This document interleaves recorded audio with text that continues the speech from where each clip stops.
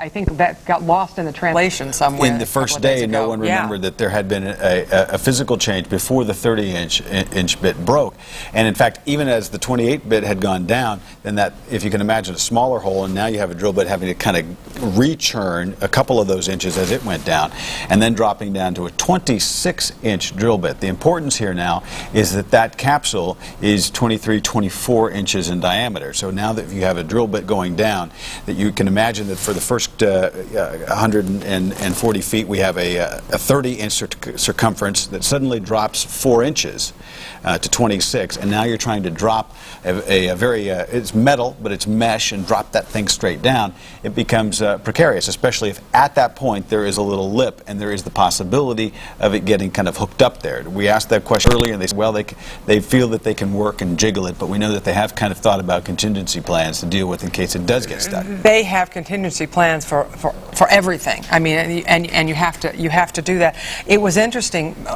Michelle was asking about the lighting and how they would alert the miners down there who are in total darkness. Probably Bob Dolans, who was the former deputy secretary in charge of mine safety from '95 to 2001, has been our guest here the past several days, and he told me that the strobe is incredibly bright, and at this point it is unlikely that any of the headlamps are still working. So they have in fact been in total darkness, and he said when that strobe comes down there, you know, if they are conscious, a number of them, it's like, I mean, it's blinding, and will be blinding for a few minutes, and it will take them some time to get accustomed to it and be able to move toward it. Well, some of the things to think about in terms of that, we think of them being in darkness, and you think maybe for the the full 3 days, because we're told, oh, they have headlamps. Those headlamps have a battery power that will last 8 hours. Certainly, that's been exhausted. But remember, these are trained miners, and they're trained to kind of tag team. They're trained to work in teams, to work as buddies, and so the experts have kind of explained to us that they will not all be burning their headlamps at once. There will be somebody will burn the headlamp, and so theoretically, I mean, and we don't know, but if you have 9 men, you really have 9 men times 8 hours. And as that time extinguishes, you see that they might have been able to keep some headlamp going entirely through this time. We don't know that. Now, this is, as we've talked about, this cramped space, and you've seen these diagrams, we think about 4 feet, but we probably haven't gotten a good sense of how wide an area that can be and what kind of pockets can be back in there. They could be 60 feet away. Indeed. That's what Dolan had told me. And if you've been in the dark, and let's say they have been in total darkness, and they say you don't know total dark until you've been down in a coal mine, boom, that thing comes on flashing, that strobe light, that you're hearing sounds. And an alarm sounding. You wonder why do you have to send down and leave that capsule down there for half an hour? It may take that time for them to kind of work through the sudden chaos of that, even as they would be expecting it and hope, to kind of find their way there, find the thing, and then we don't... hard to even imagine the physics of working that 92-inch capsule into a place that's 4 feet high with the drill bit having gone down into the floor. You got to find it. You got to get into it. There's a lot of things that can go wrong there. Now, I think we should clarify something. And would you clarify this for me, Scott? Is video camera in real time? Will they be able to see exactly what the video camera is seeing at that time? That would be a very encouraging thing. The governor said that is. He said the other sensing equipment, the things that might be detecting kinds of gases in the air, some of the other environmental tests, those are not real-time reporters. They are allowing time for it to kind of collect information. But you would think if the camera showed that there was movement and that the men were conscious and able to move toward them, whether or not they, what the gas readings were would be moot because they were surviving. So. Yeah. Now, I know that the drill operators have said once they get that apparatus out, before they even get that capsule down, they're going to be listening. And at this point, the pressurization of the chamber, if the water is down below that level, no longer matters, and maybe they're able to kind of knock down some of those compressors. They may be able to even hear things, maybe just very non-technical. We want to go back immediately. This may be the most important announcement. Governor Schweiker is reapproaching the podium now in Somerset. I don't think this is going to take too long. I'm very happy to report that at about 10:16, we did break through. we broke through down at 239.6, and it certainly is an encouraging development, and the operation now is ongoing. We ready ourselves for this second step as it relates to the real rescue effort, and start to take the steel out of there, and hopefully we're going to be good to go. The other thing I'll add is we have the belief that we're going to set up a communication device, telephone, and send it down that 6-inch pipe that is not too far from rescue shaft 1. And under ideal circumstances, perhaps we can make contact down there. And we'll see what comes of it. I don't want to say any more than that, but that's the outlook right now. Any reaction from the families yet to this latest development? No, I've been here and unable to put in time with the families. If I could just finish this, and it's important so you understand the amount of time that has transpired between when the breakthrough occurred and as I come back out here, and at least 30 minutes later, that it's for good reason. One, we had to confirm at this location that in fact had occurred, and two, as governor, knowing that I made a commitment to the families that they would hear first about such significant developments, that as those minutes went by, it was dedicated to the step of informing the families first, and at no time during this entire process will I permit anyone who is supporting this operation to do otherwise. And so I'm happy to report for you that the families did hear first. And so I don't know. I don't have a remarks on that. Last question. Have you heard any reaction from, as far as the drill workers and the people who are working at the scene after their 2 days now? Exhilarated. Governor, any idea how long it could take under ideal circumstances to know whether or not these miners are okay?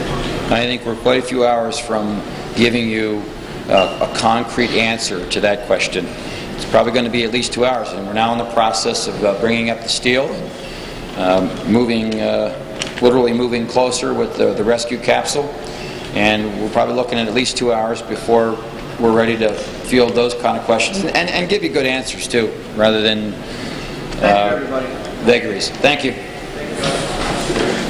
Governor Mark Schweiker with the word that, from the official word that we've been waiting so long to hear, the first, we hope, in a series of optimistic reports, confirming a report that we indicated here 38 minutes ago here on Channel 4, that the tip of the drill bit had indeed broken into the chamber, and now we have confirmation of our initial report here 38 minutes later. And we have Wendy and Michelle standing by, guys. Now, again, this is completely underscores what the governor's agenda has been thus far, and that's get the information correct, and get the information to the families, and then let it get to us. Now, we were fortunate enough to get a source confirming to us that they had broken through that ceiling, as Scott said, 30 to 35 minutes ago. Why does it matter? Well, it matters when you've been out here for 75 hours and you've been waiting for this critical moment. It certainly matters a heck of a lot more to those families inside who've been waiting for this very, very important news. And now, yet another phase of this very long process begins, yet this is when things start getting more interesting. That's right. Now it's game time. What they have to do is take up all of the piping. And when I was out there at the site last night, they had huge flatbed trailers with all of these very long pipes. And if you can imagine what they do to get the drill down there is they have to put a pipe on, push down, put another pipe on, push down. That takes a very, very long time. Now to get it out, same thing. Pull it out one at a time. It's going to take some time, at least a couple of hours, and then they're going to have those hyperbaric chambers ready, but we may not need them because the pressure may be okay. Yeah, and the tricky situation about this is, even though they've broken through that ceiling and they've gotten into that room, there's no guarantee that these men are actually there. If you think about being in the basement of a 2-story building and that basement starts to flood, you go upstairs. These guys went upstairs and they turned down a hallway and they went to the very last room in that hallway. That's where these drills are. are. There's no guarantee, though, once they get in there that those guys are actually in that room, so the rescue efforts continue down the hallways until they find these gentlemen. And you know what, Wendy and Michelle, let's talk about another important bit of information the governor just released is that they are planning on dropping a two-way communication device, a phone of some kind, through that 6-inch pipe through which they were pumping the pressurized air, which would indicate to us that there is not an air pressure problem as far as puncturing the bubble now. And that could give that's the indication that we're getting.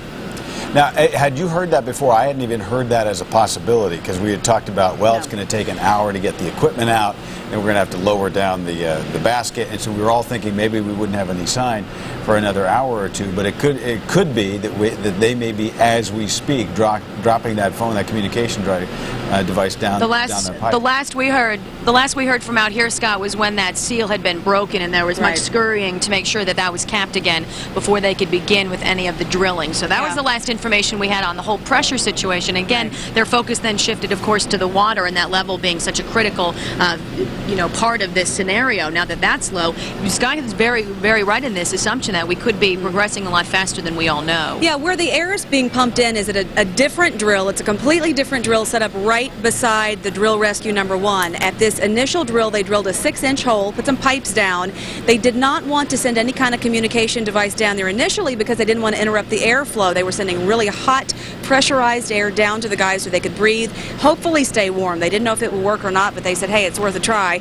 Now they may be able to send some sort of communication device down that air hole because of this new fact that they broke through into the chamber. We'll see. We haven't heard any more about that, though. You have to wonder, though, if they have lost their headlights and it is completely dark and they're not around where that pipe is any longer, they might not even know that it's there. So that doesn't necessarily mean anything if they don't get any communication back from that. Sure. One thing these caverns are endless, so they go on and on. We were talking about where they might be 18 feet wide rooms, 4 feet high ceilings, but in terms of the length, they go on and on and on, so these guys could be anywhere. One thing I wanted to point out, I watched very carefully a lot of the video that came out of the scene today, and we've thought about this in terms of the seismic devices listening, and we know that it's been since 11:30 on Thursday morning when we last heard the tapping coming back. And they've talked about the fact that it's hard to hear over the equipment. And so in a sense, we maybe got a sense that they haven't been trying to hear. Well, as I watched today, I watched the pool video, there was intense effort to listen. In fact, as we go into our 11 o'clock broadcast, we'll have a number of stories building on the information we've learned in this last hour. And one of the pieces that I was working on includes repeated images of one of the workers who just had that in his hand, that sledgehammer, and he was doing nothing but standing next to that pipe, pounding on it, pounding on it, pounding on it. And then he would put his ear as hard as he could to it. You could see him, he would even pull his hair back out of the way, and he would listen, and he would listen. It was almost heartbreaking to watch. And then he'd go back to work and pound again. So all day, all afternoon here today, especially as they got to that point where the drilling stopped because of the setback in shaft 2, and they got to that point in shaft 1 where they had to wait. During that time, they got to work pounding, trying to send signals, and trying to listen for a response from underground. But Wendy and Michelle, tell us... Oh, I'm sorry. Go ahead, Michelle. I was just going to say, when we say they weren't trying to listen, I think what they were referring to is focusing on the drilling. And they didn't want any false readings because of all of the drilling going on and all of the compression going on. They didn't want to focus on that because it would give false hope one way if they thought they heard something, which was actually just pipe vibrating from something else. Right. They didn't want to focus on that at all. Michelle, Wendy, you guys have been to the sites. Can you tell me, I mean, the noise level we know is high, but the vibration level, it would be hard to measure seismically with that, wouldn't it? Describe it. Well, I'm not a scientist, so I can't say, but when I was there, it was extremely loud. There were very, very large trailers with generators, air compressors, and remember, they were pumping up the water. And remember, there are 9 pumps underground. They just added a 10th, 9 or 10 pumps above ground, 1 submersible, with this continual motion down below. I think it would be very difficult, even though we are not scientists, to hear anything of any nature. That's right. Wendy Bell. But, what we want to do right now is send it back to you guys, and we have a lot coming up on Action News at 11. Jake Ploger's here, Sheba Russell, Megan Jones. We have a lot of information to give you, Scott and Sally. And stand by. It's going to be just a matter of moments, actually, as we kind of work through the broadcasting housekeeping here, as we've gotten amazing information in this hour. And we know a lot of people have been out on a busy Saturday checking in, checking out. I know a lot of people have called saying, what's happened? We're going to begin our 11 o'clock broadcast with a complete report to examine the latest information on the breakthrough in Somerset in hour 75 right now. Trapped miners. Action News Live team coverage continues. We have reached a critical phase. A critical phase, a critical hour. Exhaustion, frustration, and still hope. It's a fragile state of affairs down there. Crews exercising caution without compromise. Counting on that massive board to break through. And good evening, everyone. Action News breaking the news about 45 minutes ago. Breakthrough is the word. The drill bit, the bore, has broken through to the chamber. Hour 75. And in Governor Mark Schweiker's words tonight, we're there. A cautious pace continues tonight, so let's begin with the latest since 6 o'clock. All right, Action News sources confirming, as we told you, about 10:10 this evening that the drill bit broke through the ceiling of the mine shaft. The AP confirmed that report about 10 minutes later. Earlier, Governor Schweiker said rescuers have now drilled down to about 6 feet from the space where the 9 miners are trapped. Now, we did have a broken seal on rescue drill number 1 at one point. That forced crews to shut down the drill for a time so that seal could be repaired, another hurdle. But that required pulling the rig to the surface once again. And more welcome news tonight. Officials say 30 feet of water has been drained from the mine. That was what they wanted. That was the amount needed to give the trapped men more room, more water level than they actually needed to ensure that the pressure won't rise and causing that water to come through as that drill bit punched through. Action News team coverage begins tonight. Michelle Wright and Wendy Bell live in Somerset now. All right, Scott, as we told you and as you just reiterated at 10:10 tonight, we did get the anxious word. We were able to confirm through sources that that drill had finally broken through that ceiling, some 200 and close to 40 feet below the ground. That being, of course, the most wonderful news we could have had. Of course, now the long process begins, and it's a very delicate process that could take several more hours. So we expect this to go on well into the night. Just a few moments ago, Wendy, I talked with the owner of that drill rig number 1, Rescue 1 as we've been calling it. Listen to what he has to say about the feeling and the motion he has on the fact that his rig may save lives. Here's what he had to say. Sheared, broke a bit. And what caused that? Just the hard limestone? It happens. You know, it happens. We've got brand new bits and got 10 feet out of them and shank them. So you never know. No, you never know. You think you're going to make it all the way through? I hope it makes it all the way, the rest of the way. And we've only got 18 feet. We don't want nothing to happen now. How does it make you feel watching your rig there trying to save these guys' lives? I just hope everything works out right. And that was Gene Yost. He is the owner of Rescue 1.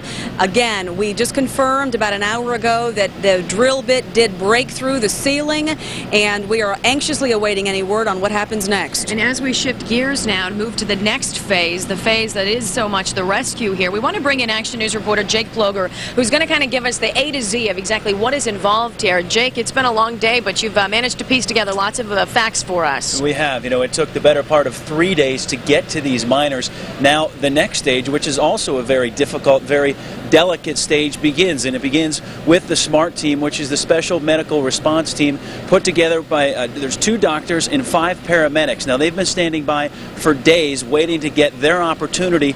Their time has now come for this very delicate situation. They've been training for this, and now it's time to get down in that mine.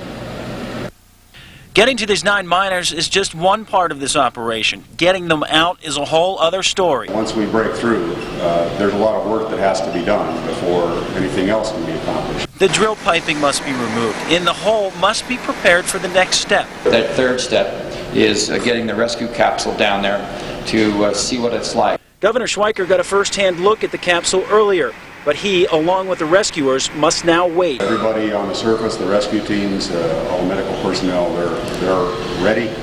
The equipment's ready, and so as quickly as we can get through and do what's necessary, then we'll put the capsule above it and go down, take a look around, hopefully see somebody there and be able to have communication with somebody in the mine. And they're hoping to bring the capsule up with miners, who will then be taken to decompression chambers. The patient will be taken out, placed on a stretcher, brought up the hill to the decontamination area. Their clothing will be removed to decontaminate them, and also so that we can examine their entire body as part of the treatment and triage that we need to do. And they'll be put in robes and then taken right to the recompression chambers, where the pressure will be increased to equal to what it was in the mine.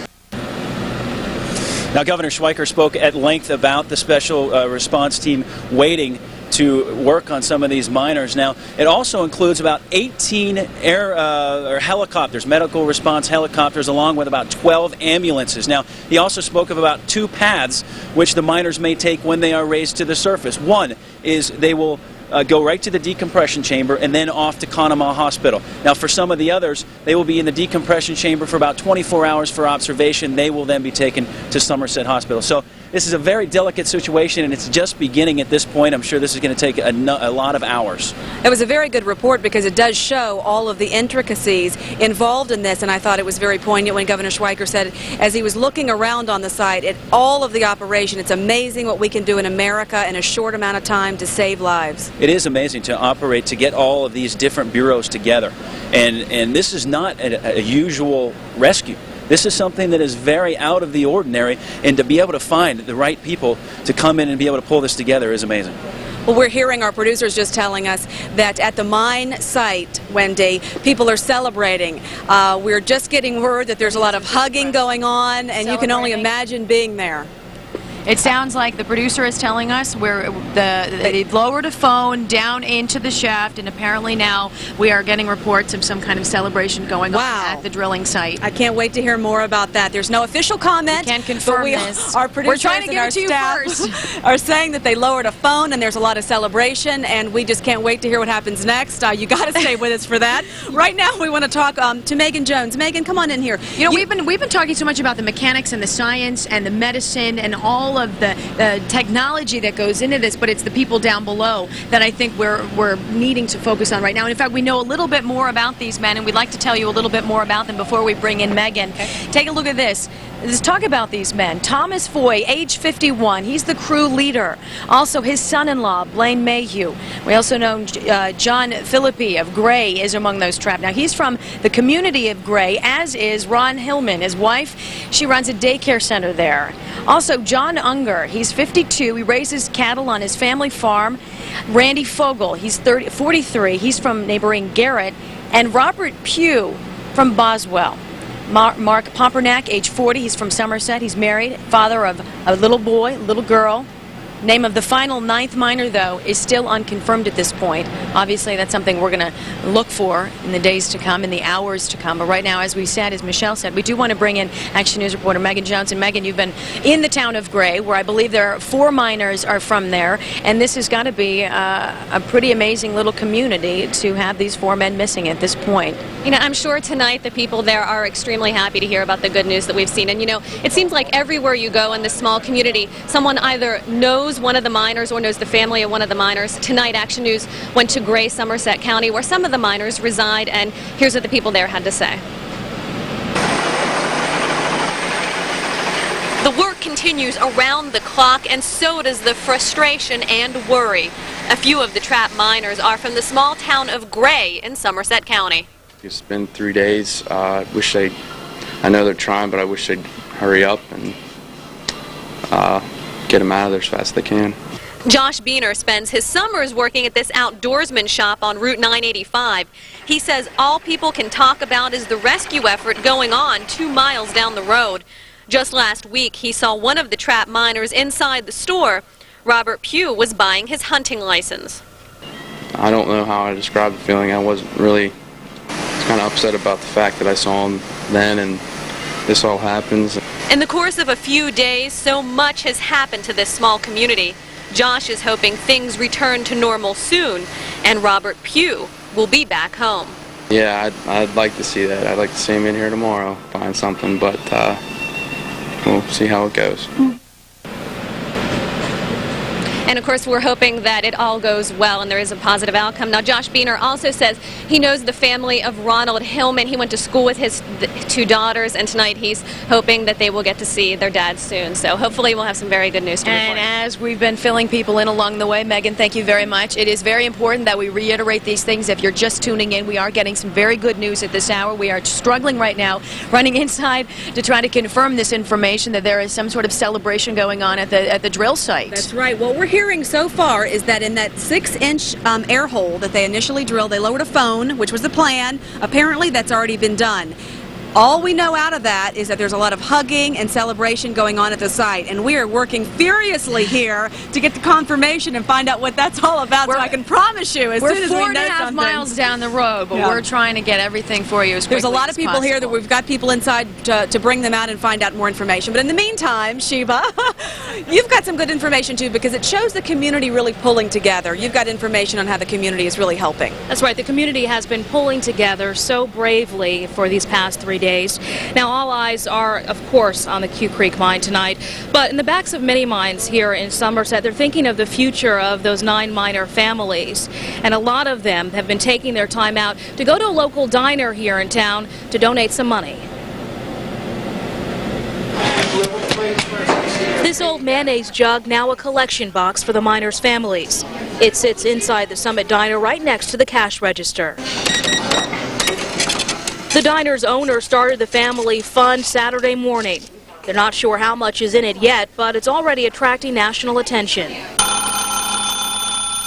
Folks from as far away as Hawaii are calling, some just wanting the diner's workers to relay a message to the miners' families. They're not even in this county, but yet they're here for us. You know what I mean? They're praying for them. They're, you know, anything they can do. This family came all the way from Mount Washington just to show their support. And I just think this community has suffered a lot of tragedy in the last year, as has our country, and we really did. We came up to pray and just be here. I just wanted all the families to be happy, and that's it. Now, when we stopped by the restaurant, the diner, the owner was not there. So the best bet, if you'd like to make a donation, is to either stop by the Summit Diner or make a phone call. Michelle? All right, Sheba, thank you very much. Again, the news, if you're just joining us, the drill bit has broken through to where they believe these men to be. We don't know the condition of the ceiling, but we are getting some celebration from the scene. And as always, we promise to bring you the very latest as we know it, and as soon as we do know it, we're going to break back in. Scott and Sally, for all of us out here, we're going to go back to you. Guys, I think we know why you're so excited. Go ahead. I think that this is hopeful, and we also want to be cautious. What is it? When we broke the news at about 10:10 about the breakthrough into the chamber, this was Action News sources. We're now dealing with the Associated Press, a reporter at the scene, the one that you indicated a moment ago, saying that the men had been seen hugging at the scene shortly after they lowered the telephone. Now, they're quoting a rescue worker here, and these are early indications, and it's an official Associated Press report saying that the rescue workers made contact by telephone with trapped miners, according to a rescue worker. Now, this would be an amazing development here in the 75th hour. We are not getting confirmation from any of the officials at the scene. Again, the priority, we're working on it. Again, the priority would be, as the governor has indicated, to talk to the families first.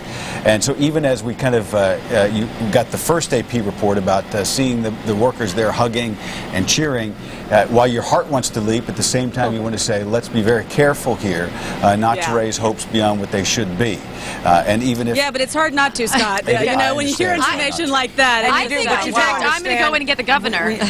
We do understand that there are probably televisions at the firehouse, so we do need to be cautious, but we will be right back with more after this.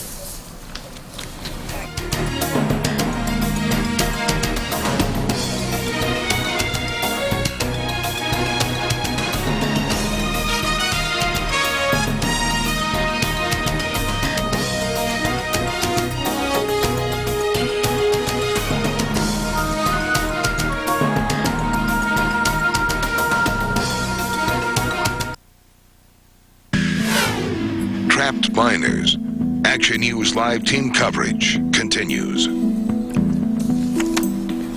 All right, we want to update you again. We want to caution that this is a report from Associated Press. We have not gotten confirmation from the governor or from the DEP Secretary David Hess, but this is what Associated Press is reporting. A rescue worker tells AP that rescuers have made contact by telephone with some of the trapped miners. That was the telephone that they dropped just about a half an hour ago through that 6-inch pipe at the site where they were pumping in the pressurized air. But this is not confirmed, we want to emphasize. And if there is official confirmation, obviously they're going to go to the families first. What happened, an AP reporter saw a celebration at the scene, a rescue worker saying they'd made some contact, some kind of, as they dropped it down. We didn't learn until the news conference, the governor's news conference at 10:15, about the plan to even drop the telephone into the air pipe. We're not talking about the pipe that they've drilled. Action News broke the story at about 10:10 that they had entered that chamber with the drill bit, and then the AP confirmed that about 10 minutes later. The governor confirmed that about 25 minutes after that point. And here now, indications, celebrations at the scene that when they drop that phone, there may be people at the other end. And in fact, Michelle and Wendy had reported before we even saw the Associated Press report that there was celebration at the scene. We weren't quite sure if the celebration was just because they had already dropped the phone, but then we hear from Associated Press, unconfirmed, that it was because they got contact back. This would be the blockbuster headline of the week. To get a sense, I want to walk you through some images here now, Sally. One of the things that we would know to be true is if there is celebration at the scene, it has been a hard won, and that is because the men that have been on the scene have been fighting day in and day out. And here's a look at what they went through just today.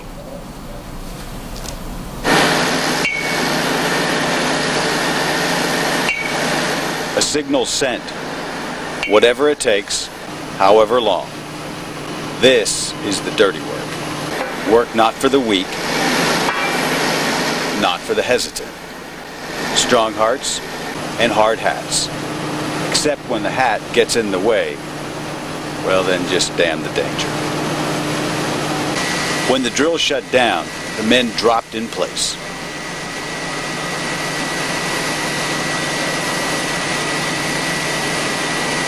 Something to drink, something to smoke, something to say. Then, back to the books, back to the blocks. Here is where strong men matter. They hit and hope to hear nothing. Not yet.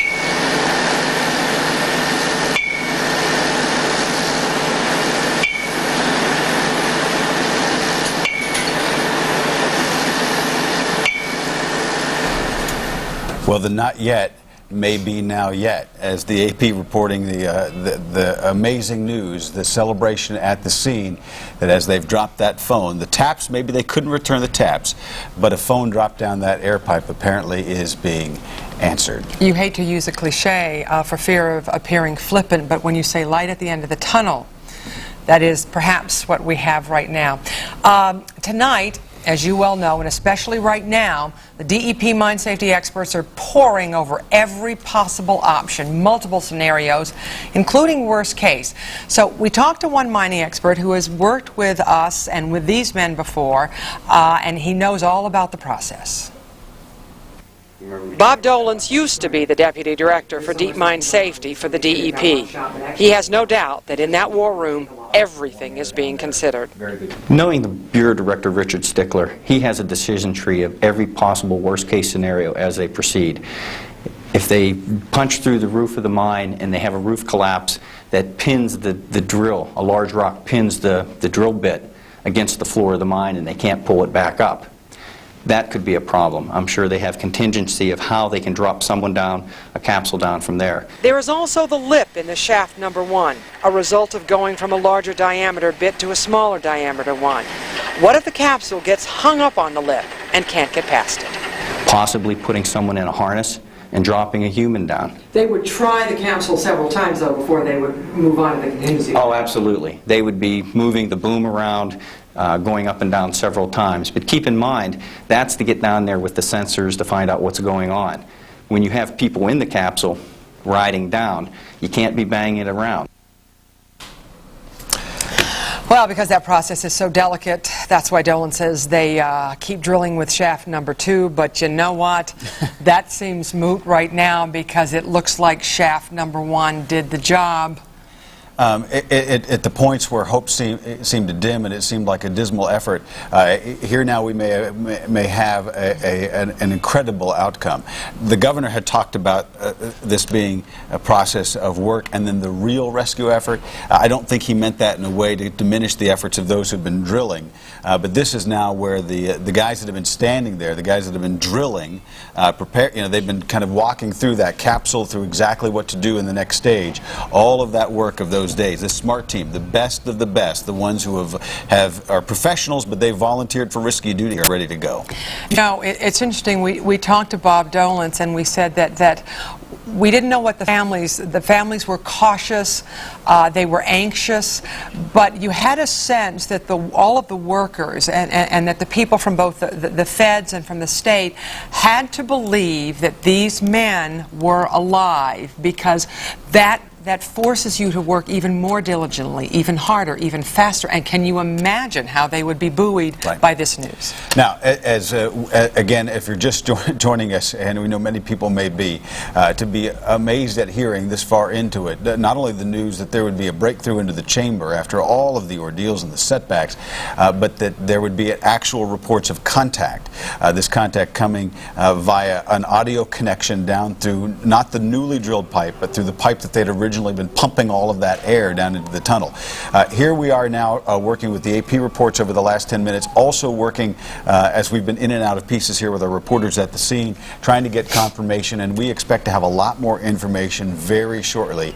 We're hearing reports that are unconfirmed that we're not going to report because they're unconfirmed, but because there is to be respect for the families, and we all recognize that, and that has been the governor's primary concern.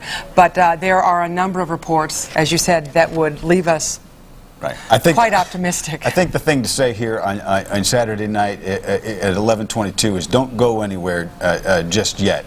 We're expecting to get a lot of information here very shortly. Betsy Mallison from the DEP confirms it is good news. That's a quote. And you can imagine then why they were hugging and cheering at the scene.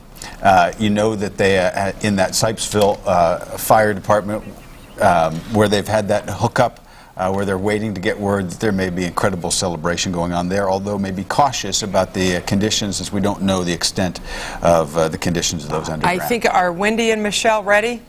Guys, they're ready? Hello. Yeah, hi, I'm sorry. What else can you tell us?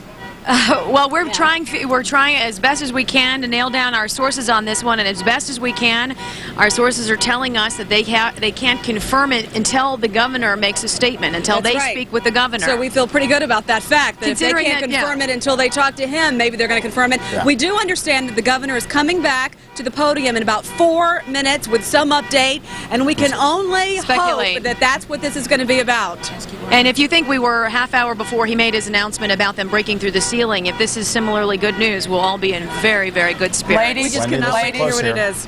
Ladies, we've just heard, we've just gotten word in our ears that an AP report is saying that a rescue worker says they are. Scott's got it. Let's read this.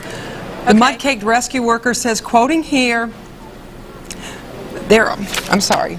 They're all down there. They're waiting to come up. All of them? 9 of them. We've talked to them on the telephone. Governor Mark Schleicher is making his way back into the auditorium there in Somerset, and we're expecting to hear. Yes! You can. Those who've worked so long and so hard, this may be unbelievable. an amazing outcome. And that is why you're hearing the horns honking behind you guys, obviously. I mean, the people on the streets are learning I'm glad you're hearing that.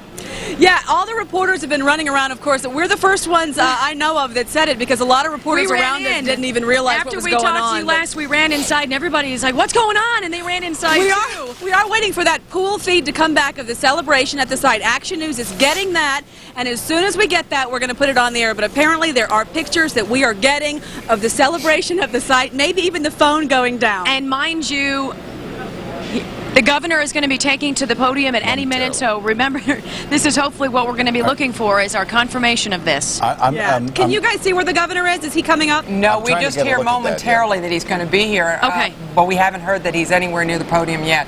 Trust me, we'll let you know when he gets in front of the microphone. We're kind of blind. We're kind of blind. We can't see what's going on inside. Now, I'm going to walk you through the timeline. we were very excited about this. I'm going to walk you through a timeline. Okay. At the same time, I also want to be, I mean, our hearts are jumping and we're ready to kind of just join in the horn blowing.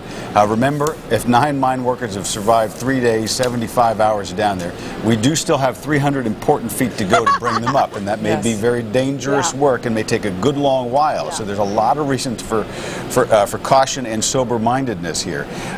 But if you've just joined us here at 11:26, Patrick, can you confirm that they talked to 9 miners? Did they talk to? Did they? Can you confirm or deny? You can't. 10:10 tonight. I'm sorry, guys. Yeah, 10:10 tonight. Action News reported that they'd broken through into the chamber. The governor confirmed that about 35 minutes later. Our reporters, I'm looking at the AP reporter, and these are seasoned veteran reporters who are watching the celebration. The first report coming at about 11:05. 11:05 saying we don't know why they're celebrating. They're celebrating. At 11:11. We have the word contact by telephone, at least with some reporters, or some trapped miners, at 11:14, saying that they had made contact with more than one miner. At 11:15, confirmation, and then here at 11:19, a more detailed report, and in the last 2 minutes, the quote. And you want to take another crack at that quote? I know you had a hard time with the first time. For those of you who are just joining us, I'm sorry, I apologize, but I think, as you can see, the emotion is overcoming all of us. Yes, someone's wants to tell us something. Guys, Wendy, go ahead. I'm so sorry. There's a big caravan we're watching of police a motorcade of police cars and the governor's Suburban. They're pulling in to the stage. I can tell you this: he'll probably be up in less than 30 seconds. In all of the news conferences, Wendy, we've had here since Wednesday night, I can tell you this: they kind of snuck in. Well, yeah, they snuck in the back. We've never even noticed. We've never known he's here. We heard these sirens blaring from probably the mine site. And they whipped around here, and now all of the police officers and the governor have made their way inside. We're so any moment we'll hear a confirmation. I'm hearing cheers, guys. Here's the governor. As the governor walks now, up. he's not quite there, so if you're just joining us, you probably figured it out already, but I will once again repeat what that mudcake rescue worker said, quoted by AP. They are all down there. They're waiting to come up. There's 9 of them. We talked to them on the telephone. How the hearts must be leaping in Somerset tonight, and again, the governor would not be walking to the platform. He would not be ready to say something if he had. He needs to get there. If he had confirmed it to the family.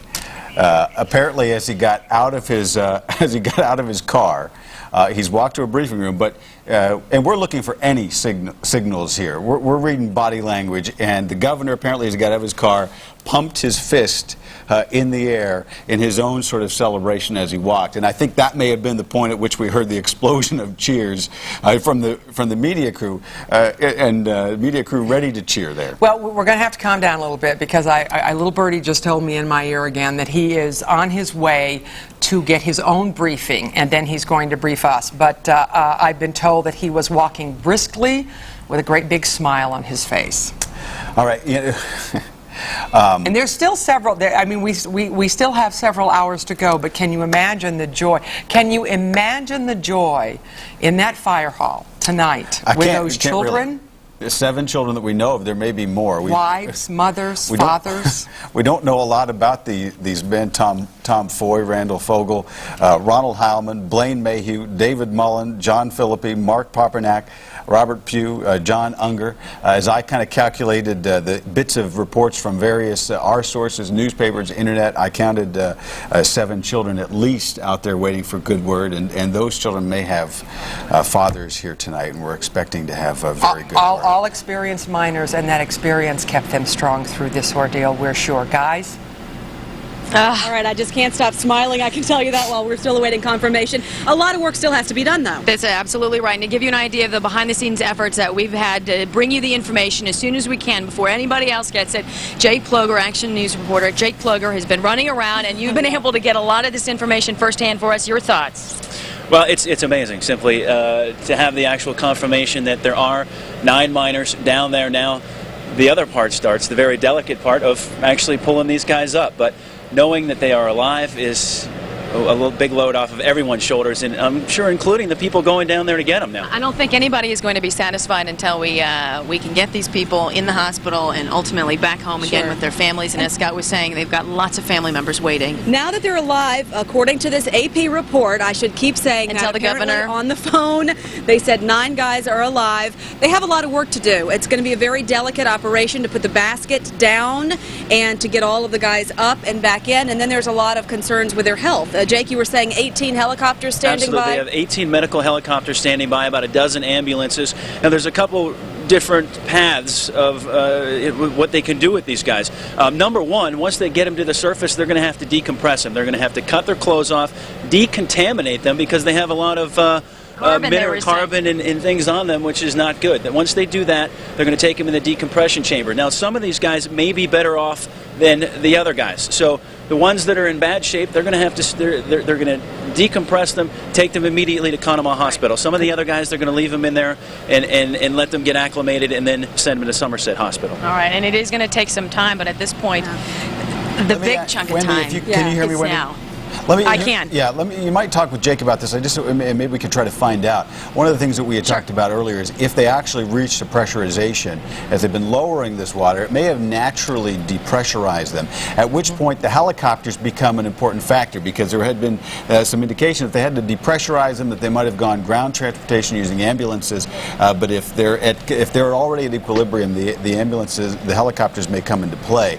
So is there a chance here that the decompression chambers won't be needed? I think that's the question. That we can't answer at the moment. I think they're going to take these guys by a case-by-case basis. Some of them are big, some of them are small. Some of them may react differently. A lot of it depends on some of the food, maybe the water they have in their body, and how many bubbles have happened within their body. So I think it's going to be a case-by-case basis as to whether or not any of these guys can fly, or will they'll have to travel by land. I think right now, here we go. We got to get governor right away. Let's go to him. Where is he? Here he comes. No, that's him. That's not him. Yeah, we've been looking at his. We've seen his that's blue not shirt. him. Mark, One thing too that the governor had to say at his former press conference that Jake was talking about is that cylinder, the rescue cylinder. The governor actually got it in himself. He did, to try it out. I saw it for myself, and hopefully this next press conference, which he's coming up. Okay, here Michelle, he is. we're watching him. He's walking. Michelle, to he is. the He's podium. almost at the microphone. And he can't stop smiling on the way. A man who became governor as Tom Ridge moved to higher duty, and one certainly put through the trial this week.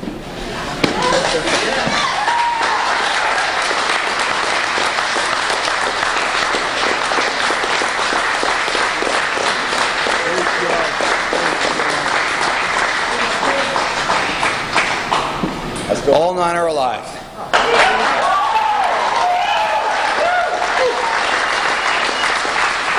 Just an incredible development, an encouraging development, and I want to offer tempered remarks because we've got mission critical work to complete.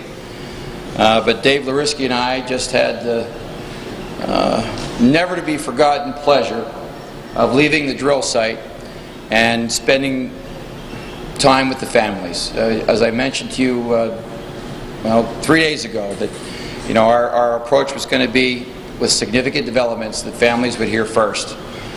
We hightailed it out of that drill site and went on up to the fire company and said, in I'm sure ways that they'll never forget, that all 9 are alive, and we believe that all 9 are in pretty good shape, and the families now know that.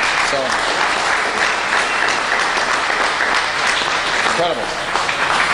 Now, that being said, for the last 3 days we have emphasized not just the family first principle, and we're going to hold to that. We also emphasize the need for what we call in this kind of rescue attempt routine prudence. And with an eye on that, we've got some mission critical work to complete. We're at this very moment about the process of taking the steel out of that shaft. We broke through at 239.6 foot down, and it's going to take a while to take up all of the drilling pipe that's there. And we will begin that step of lowering the rescue capsule. And it looks like we're not going to have to use the very sophisticated detection equipment and the atmosphere assessment equipment that was to be attached to the rescue basket, the rescue capsule, because they are eager to come up. I'm happy and delighted to report. And it's tough to communicate with them, although we have established communication, and Dave Larisky will talk about the style of communication. So we're there. We just got to bring them up. Let me have Dave describe the means of communication. How about describing the whole thing? Absolutely. I'll be happy to do that. What did they say? I honestly don't know. Let me tell you what happened. Okay, and that may be the best thing. I have not talked to them. We got through the drill hole, and I think you all found that out while the governor was in his press conference with you. The drill hole broke through a little bit early, and within a matter of seconds, I would say 30 seconds to a minute, one of the operators on the pipe that was down, the 6-inch pipe that we put down that was pumping air, you know which one I'm talking about? The operator on that drill heard tapping. He had 3 taps and then 2 taps. And we immediately shut everything down, tried to ascertain if we could hear it again, and we didn't hear it. So one of the things that really worked well today, and one of the things that we were very blessed to have happen today, is the water level dropped very fast. And we told you how critical that was on this breakthrough. Well, it dropped fast enough that we didn't have to worry about all the things that we talked about, because we knew where it was that we could go ahead with the pressure differential without a problem. So we were able to extricate the drill steel out of the 6-inch borehole very quickly. As soon as we got that out, we dropped some headphones down that, communication line down that, a 2-way communication system. The minute it broke the mine, we were on the other end of it. One of our people, he immediately started to call. They picked it up and they began to have a conversation. We wanted to be very cautious. We had a lot of people get very excited, but we kept everybody calm until we knew what the conditions were. That we knew that we had all nine miners. As soon as that was confirmed, the governor and I left and went to meet with the families. We've since learned that all 9 miners are in reasonably good condition, and so now the process is going to become very slow. And as I told the families, and I will ask you the same thing, you need to be very patient with us now, because now the real work starts. We have to do this in a manner that first of all protects the safety of those people that are in that mine, and the safety of the people that may have to go in that mine to get them out. This is a very serious or very risky operation. We have a shaft that is not lined. We have a cage that's going to be going down that shaft. We have to be very careful that we don't lose the integrity of that shaft. But we also have the ability to put it, we have the second shaft that's there. It will be ready to go again here very shortly if we have any kind of serious problems. Once we get all the equipment out of the way, we'll put the cage over the shaft. We're going to send it down with provisions, water, blankets, lamps, and food.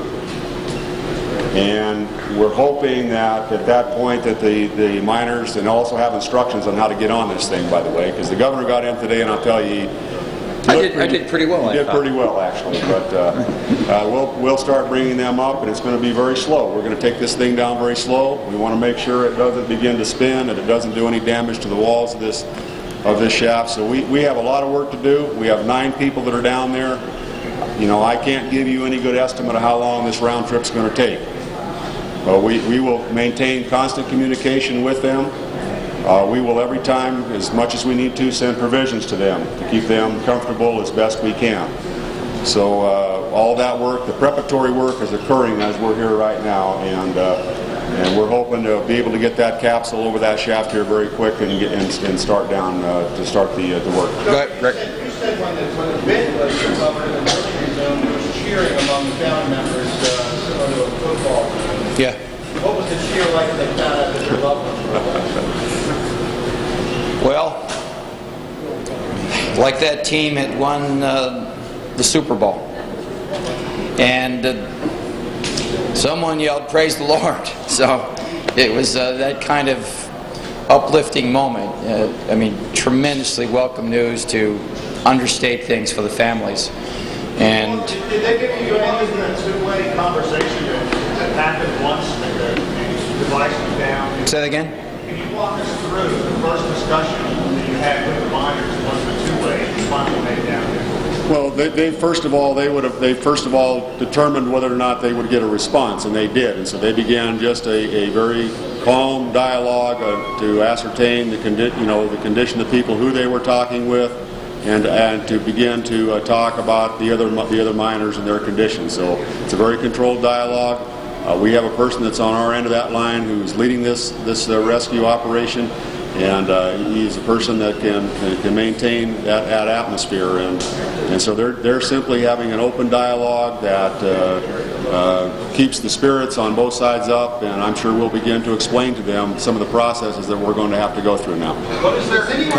Let's go one at a time here. Is anyone injured? Do you think anybody would require medical? No, it sounds like of the 9, one gentleman feels some heart stress, and Dr. Kunkel, as we departed, was weighing in on that, and felt that it was some kind of minor affliction at this point. But that's why time is of the essence and remains so, and that's why we need to be thorough-paced in our actions now. Other than that, and it's incredible. It's a magnificent development, but they're apparently going to be good to go and come up.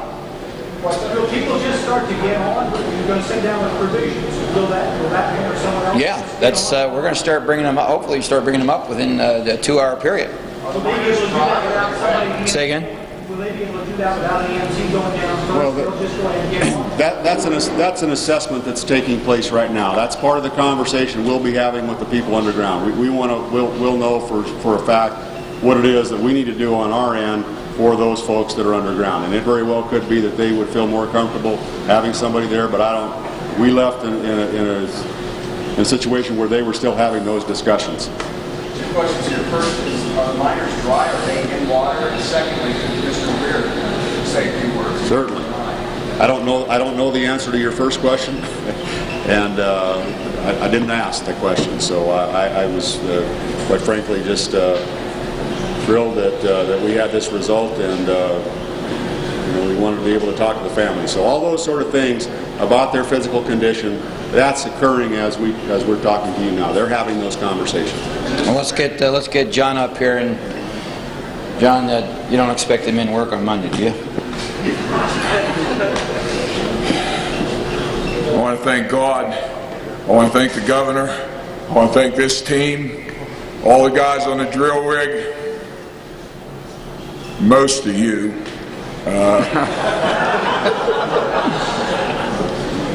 This is a miracle.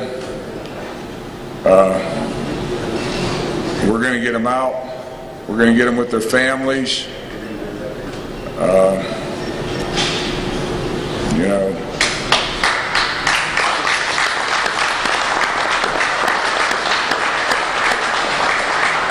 want to thank my wife, who I haven't seen for only about 2 hours. I want to thank Reverend Mike Dunlap, all the ministers out at the fire hall who's been supportive of me, and Dave's guy that's been running out there every hour, on the hour with a report, because the governor told us we had to do it. I want to thank a friend who got Reverend Ray Streets up there today to say a prayer with me that I think got me through the last 48 hours with no sleep. And we're going to get them up. We're going to get them in the arms of their loved ones. And we're going to win. Thank you. John, good question, sir. Are you surprised? And what did this tell you about It doesn't tell me nothing about a coal miner. They're the toughest person who walks the earth. Well, so you expected this all along? Hey, the governor told me this morning that he expected to see a pickup truck with 9 guys waving out of it. So, Governor, you got your miracle. 9 for 9.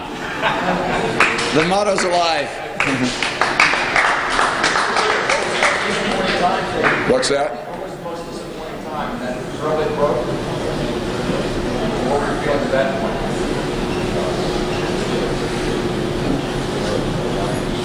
There's all types of disappointments in life, but they always turn out good. And this one really turned out good. Mr. Weir, you talk with the family? What's your conversation with the family? We got right to the families right away, and like the governor said, praise the Lord was the first thing we heard, and just nothing but cheers. They're overwhelmed, and they're just a great bunch of people. Recall exactly what you said to them. Well,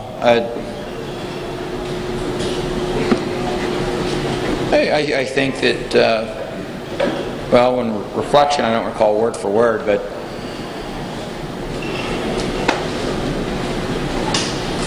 it's a miracle all 9 are alive, I think I said. Something along that line. Did they tell by the look on your face when you walked in? Yeah, I think so. I think so. I think it took us probably 20 minutes to get to the stage. I mean, the hugs and the embraces and the hollering were, that's what I mentioned a moment ago, never to be forgotten. And although I think our job is not only to oversee and to lead the way, but at times put the figurative brakes on such emotion. Maybe not up there, but we had to use tempered remarks there, and I would return to the need for that tact here. We've got mission critical work to get done, but we confirmed for them, of course, that their loved ones were alive, apparently in good shape, and we didn't know that element until we got down here. And now we're we're in the throes of bringing them up. So and we talked about that. Pardon me? I don't know that.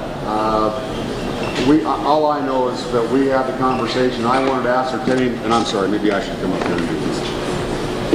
I don't really know what the first words were. I mean, we had other people. We wanted to make sure we had calm when we made that connection, and so we kept everybody as calm as we could. We had one person who got the information. That's the way we wanted it. I conferred with him, confirmed what we had, and that.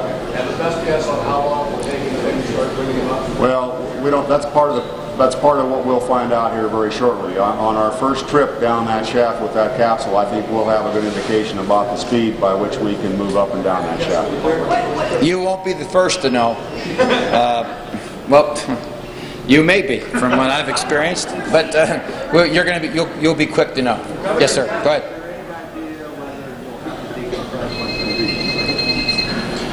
Since it went so well with the water. It seems like we can't make that judgment yet. That's a medical judgment. That's going to be a medical judgment. Yes. What is the procedure for bringing the families from the fire hall over to the site? Are they going to one at a time? No, it's more likely that each will require a minimum of medical attention, and that will occur in all likelihood if they're not in an alarming state at Somerset Hospital, and so the connection that about which you inquire would occur there. The family, though, of the person being brought up and able to go over to the site? No, they're going to be staying. They're going to be staying up at the fire hall. We need complete focus on completing the rescue attempt at the drill site, and they realize that this will not. That's not a revelation for them. They knew it hours ago. Last question, folks. Last question. Don't down in the capsule, although they Pardon me? lowered the capsule down with the rescuer in it, or lowered empty and expect the miner to get on. Well, we're probably going to find that out when we get back, but I think it's probably going to be the first. Lower rescuer. Yeah, I think we're probably going to stick with Well, I think that's part of the conversation that's occurring between the folks on the surface and the folks underground right now. I mean, a lot of that's going to be dependent on how they feel, how comfortable they are, their physical condition as to whether or not that should occur. And they'll make that assessment, and we'll know that when we get back to the site here shortly. Thank you. Thank you. Governor Mark Schweiker, the fists in the air, both hands in the air, saying all 9 are alive. Did you? I mean, we all hoped that would be the outcome, but I know at different points our hearts kind of sank at every frustration. Drill bits breaking, shafts breaking, seals breaking, and then came breakthrough, and then contact. And it was interesting. Some of the national reports had more of a negative tone and more of a pessimistic tone, but you never heard that from the governor or any of the officials who were speaking. You never heard them convey that to any of the reporters who they were talking to. They assumed that they were rescuing 9 men, and they maintained that assumption. And I think that this sums it up. One of the family members, when the governor says that he walked in, obviously showing his joy, someone yelled out, "Praise the Lord." And you can believe that. One of the things that we did not know, we've brought you a lot of information here in the last 2 hours. One of the things that we did not know that Dave Larisky was able to say was, and think about this, we reported about 10:10 that there had been, that we had pierced into the chamber, that the bit had broke in. The governor gave that time at about, later, about he said 10:16. He said 10:16. Yeah. Now, that confirmation came 45 minutes later. But what Dave Larisky said, that was within 30 seconds to 60 seconds of them piercing that chamber, they shut down. And we heard Dave Hess talk about that drop of the drill bit that you know when it goes through. And within 30 seconds, they heard tapping back. 3 and then 2. And then 2. So that, and so if our confirmation was right at 10:10, 10:15, whatever the case, about an hour and 45 minutes ago. And I'm watching a monitor, Scott, and Joe, another man who I'm sure is delighted, Wendy Bell with Joe Spavone. You have to hold him down on the ground there, Wendy. It's, well, as we're walking in, he slowed down in the parkway and took out his handkerchief, and as you can imagine, the emotions right now are so intense. How are you, and what a ride? It's really emotional. Just thank God. Did you ever have a doubt? You say you're optimistic and you're thinking positive, but I think everyone always has that doubt. But we thought we did the right things, and we thought we did everything we could do, and it turned out well. And right now, just the feelings inside. I just can't say enough about the people that participated in this operation. Everybody gave 110%. We still have to stay focused. We have to finish the job. If we do things the way we're supposed to do, hopefully in not too long of a period, we'll have 9 miners back in their loved ones' arms. You can't ask for anything more. So right now, hopefully a little bit of sleep is in the schedule for you. And I have a question coming through from our Scott Baker, so Joe, bear with me. Scott, go ahead. Just see if Joe can fill us in a little bit more on the specifics of contact here. Who was the person in charge? Has he heard anything about exactly the words that were said? Because there's a lot of things the governor and Dave Larisky didn't know. Has Joe heard any more about those things? We're trying to get more of the first-hand perspective on who was in charge down there, which of the men, because we've been learning so much about the men down there trapped and who and what they said. Well, there's nine people underground, which includes the foreman. So usually the foreman's the leader. Now, they've been under that ground there for 3 days now. So I didn't know if they overthrew him or not, Joe. You don't know. Well, they could have, but I'm sure they were sticking pretty close together. So.